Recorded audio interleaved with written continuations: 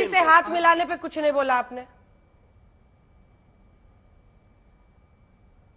लालू जी से हाथ मिलाने, अरे देखिए ना, लालू जी के ऊपर जो पहले तो बरी हो गए, दोबारा से उनके ऊपर एक केस कर देते हैं, जैसे ही जेडीयू के साथ में लालू जी चाहते हैं ये केस खोल देते हैं। इनको सिर्फ यही चाहिए कि सब इनके साथ आ जाए, लालू जी इनके साथ चले जाएंगे, चुप हो जाएंगे। देखिए, सबसे पहली बात तो यह है कि लालू जी सजायाफ्ता है और उन पर अभी भी कुछ मुकदमे लंबित हैं। उनके परिवार के अनेक सदस्यों के खिलाफ ईडी की कार्रवाई चल रही है और भ्रष्टाचार के सवाल पर लालू जी को क्लीन चिट आप पार्टी दे सकती है। ये कहीं ना कहीं विरोधाभासी इसलिए है कि आपकी पार्टी का जन्म भ्रष्टाचार के सवाल पर हुआ है। भ्रष्टाचार के खिलाफ अन्ना हजारे की लड़ाई से जो प्रेरणा मिली उससे आप पार्टी का जन्म हुआ और वहां से आप यहां तक आए। लेकिन जिन मुद्दों को लेकर आप राजनीति में आए थे, आप उससे काफी पीछे रहते।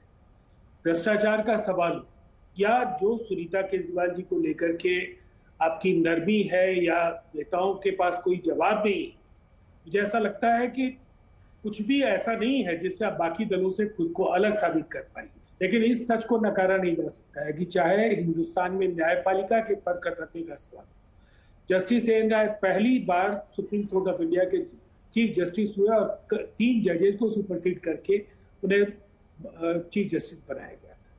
फिर जस्टिस जगमोहन सिन्हा के फैसले के बाद इंदिरा जी को इस्तीफा करना चाहिए था, लेकिन उन्होंने आपातकाल लागू कर दिया। प्रेस की आजादी, उस दौर में अभिव्यक्ति की स्वतंत्रता समाप्त हुई। ठीक है, मैं दुबे जी आपको मौका देना चाहती थी, लेकिन चूंकि डायरेक्ट हमला है आप पर, इमरजेंसी लगाने वाली पार्टी। देखिए, अभी नीतीश जी जब हम लोग के साथ आए थे, तोता, हाँ वो ठीक है, वो भी बात सच है। अब तो उसको उसकी तोते के गले पर हमेशा इन्होंने तलवार रख दी है। वो तोता जो है हमेशा उसको कैप्चर कर लिया मान रहे कि पिंजरे में तोता रखा था। सुप्रीम कोर्ट ने कहा, मैं कैसे उसको कहूँ कि ना। लेकिन ये बात सच है कि अभी हमारे साथी प्रवक्ता जो जेडीयू के हैं बोल रहे हैं, अरे भाई नीतीश कुमार जी ने कहा है ना, था ना अभी जस्ट कि संविधान बचाने के लिए हम इस साथ आए हैं, आपके हमारे साथ जब आए, अब वहां गए तो संविधान सुरक्षित हो गया। ये सब दोहरा चरित्र कैसे जी लेते हैं आप लोग, समझ नहीं आती।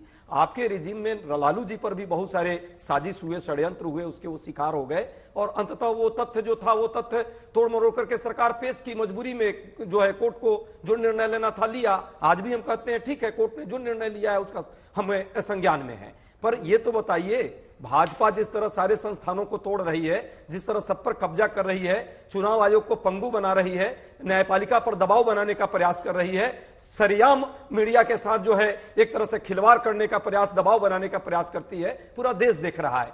मीडिया जो आपको मंच देता है, आपके नेता की बात सुनाता है, आपके नेता की न्याय यात्रा दिखाता है, उसको लेकर आप उंगलियां ही बैठकर गाली देते हैं। तो मीडिया को बुली करने की अपनी आदत, फितरत, जनता को गलत बता देना, लोकतंत्र को ही गलत बता देना, ये सब आदत छोड़िए, इसके आगे बढ़िए।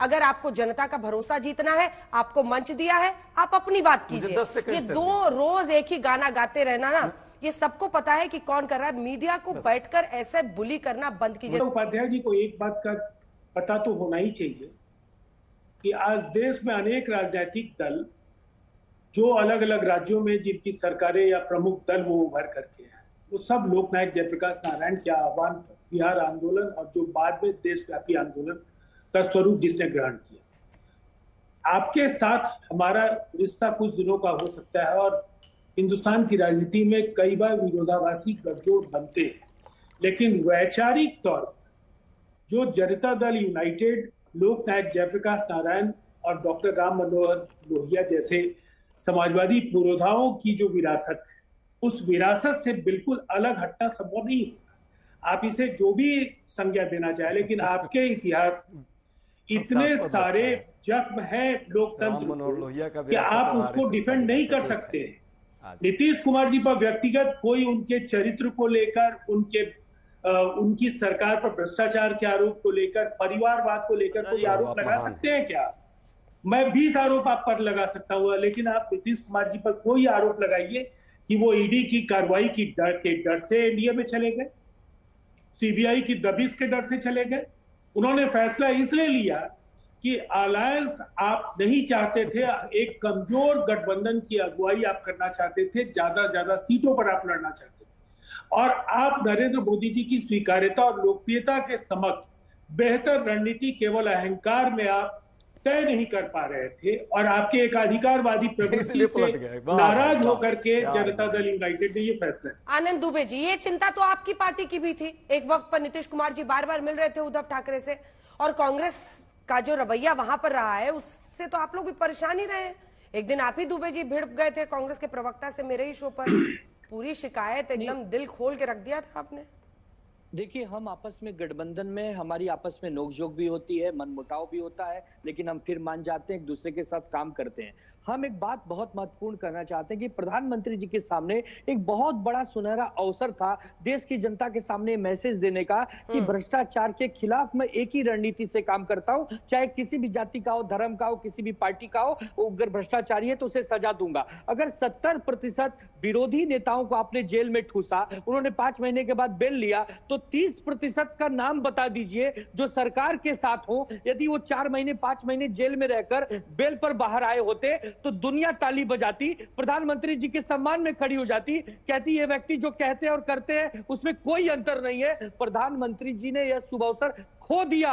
इसके लिए विपक्ष के लोग और देश की जनता उनके सामने प्रश्न चिन्ह लगा रही है कि भ्रष्टाचार पर आपकी दोहरी नीति क्यों है। यदि छगन भुजबल, प्रफुल्ल पटेल, हसन मुशर्रफ के ऊपर आपकी अलग नीति है और आप संजय राउत, संजय सिंह, अरविंद केजरीवाल पर आपकी अलग नीति है, इसका हम विरोध कर रहे हैं। प्रधानमंत्री जी के सामने बहुत अच्छा माहौल था, उन्होंने वो माहौल खो दिया। अब वो माहौल को हमने ग्रहण किया है। हम जब सरकार में आएंगे तो हम सब पर कार्रवाई करेंगे। हम अपनों को नहीं देखेंगे, परायों को नहीं देखेंगे, जो दोषी होगा उसको सजा देंगे। यही तो भारत की लोकतांत्रिक संविधान की प्रक्रिया हमें सिखाती है। यही करने के लिए 2014 में आप आए, यही करने के लिए 2019 में आप आए, और जब आप आए तब आप चुन चुन कर अपना और पराया देखने लगे। शिवसेना से नहीं बन रही है उसे तोड़ दो, बीजेपी से बन रही है उसको बगल में बिठा लो। ये तोड़ने वाला खेल का तो आप लोग भी शिकार है धीरेन्द्र जी। ये अलग बात है कि आप लोग सब भूल के उस पे ढक्कन लगा दिए। नहीं, हम लोग टूटे कहाँ हैं भाई, एनडीए में थे, एनडीए में है,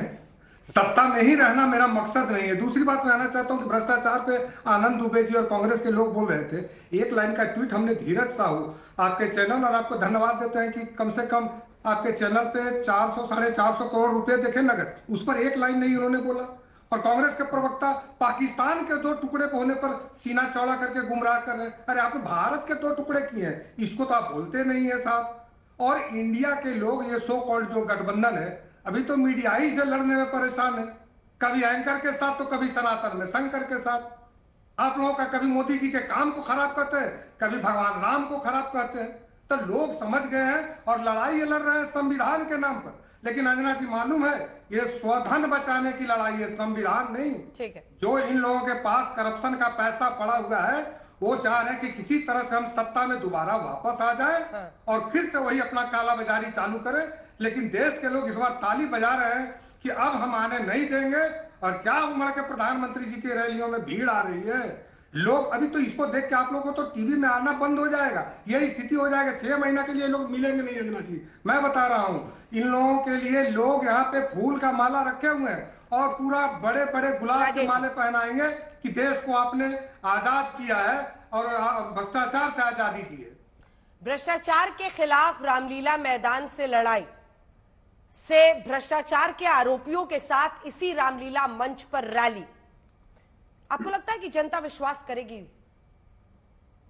राजेश अंजना जी, जनता तो विश्वास कर रही है और रैली के अंदर आप भीड़ देख ही सकते थे, आपके भी कैमरा यहां थे। मैंने 2 सवाल करे थे, उसका जवाब इन्होंने दिया नहीं कि शरद रेड्डी से वो पैसे क्यों लिए, उसका जवाब ये नहीं दे रहे, ये देंगे नहीं। और ये जब भ्रष्टाचार पे बोलते हैं ना, तो मुझे ऐसा लगता है कि ओसामा बिन लादेन तो लगा लीजिए ना, तख्ती पूरे देश में लेके घूमिए। राष्ट्रीय अध्यक्ष टीवी पे पकड़े गए थे, राष्ट्रीय अध्यक्ष टीवी पे पकड़े गए थे बंगारू लक्ष्मण पैसे लेते हुए, ये भूल गए हैं। और किस बात के पैसे ले रहे थे आप जानते हैं? किस बात के लिए पैसे ले रहे थे? रक्षा दलाली के सौदों में। राष्ट्रीय अध्यक्ष थे आपके, थे या नहीं थे? भूल गए क्या? आप लोग बताइए, येदुरप्पा के बारे में मोदी जी ने उनको हटाया था, खुद जाकर उनको ले लिया। एनसीपी को नेचुरल करप्ट पार्टी बताया था, भूल गए। 70,000 करोड़ की पार्टी अपनी पार्टी में उप मुख्यमंत्री बना दिया। अरे कमाल करते हो आप लोग तो। आप बोलते हुए बिल्कुल भी शर्माते नहीं, आप हिलते नहीं, आप सोचते नहीं जनता क्या सोच रही है। ठीक है अजय जी बोल लीजिए, उसके बाद से मैं जाऊंगी राकेश। चलो भाई, देखिए हमारे धीरेन्द्र भाई बड़े हैं, विद्वान व्यक्ति हैं, लेकिन भूल जाते हैं तथ्यों को। भाई आज जिनके साथ आप हैं, भारत के 2 टुकड़े करने में उनकी पेरेंटल ऑर्गेनाइजेशन की बड़ी भूमिका थी। सावरकर जी से लेकर के और हिंदू महासभा, वही दोनों ने मिलकर के क्या हाल किया देश का सबको पता है। जहां तक बात कालाबाजारी की कर रहे हैं, चाचा के साथ तो सरेआम आपने कालाबाजारी की, सबने देखा। बेचारे को कहीं के नहीं छोड़ा, उनको न घर के हैं न घाट के हैं, न लड़ पा रहे हैं न बोल पा रहे हैं। क्या पता मोदी जी ने कौन सा दबाव डाल दिया कि अब तो वो जाकर के शरणागत हो गए। ये सब कहानी बंद कीजिए, देश की जनता देख रही है और आने वाले समय में आप सबको भुगतना पड़ेगा। देश का लोकतांत्रिक प्रक्रिया में जिस तरह से आप लोग कुठाराघात करने का प्रयास कर रहे हैं, लगातार कुल्हाड़ी मार रहे हैं और जनतंत्र पर जिस तरह हमला कर रहे हैं, इस देश में जनतंत्र के दीवाने हैं, वो इस देश को बचाएंगे। रैली थी वो जो रामलीला मैदान में हुई थी, और वही नैरेटिव है जो विपक्ष बना रहा है। आपका जवाब मिस्टर त्रिपाठी। देखिए, एक तो अजय उपाध्याय जी ने बहुत आपत्तिजनक बात कही। एक विधि के विद्यार्थी के नाते मैं इस बात को स्वीकार नहीं कर सकता। उन्होंने कहा कि देश की न्यायपालिका मजबूरी में यह फैसला ले रही है कि उसने लालू प्रसाद यादव को सजायाफ्ता किया।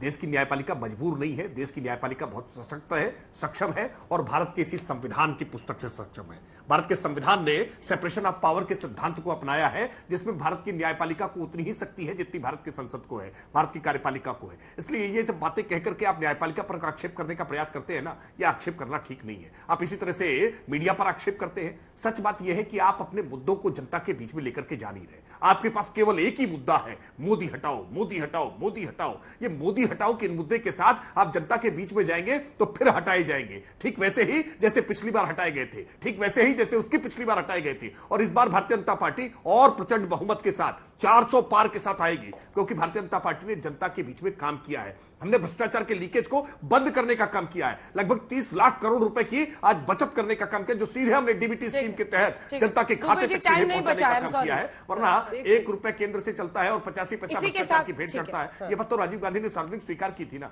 देश में इस प्रकार के सार्वजनिक स्वीकार करते थे।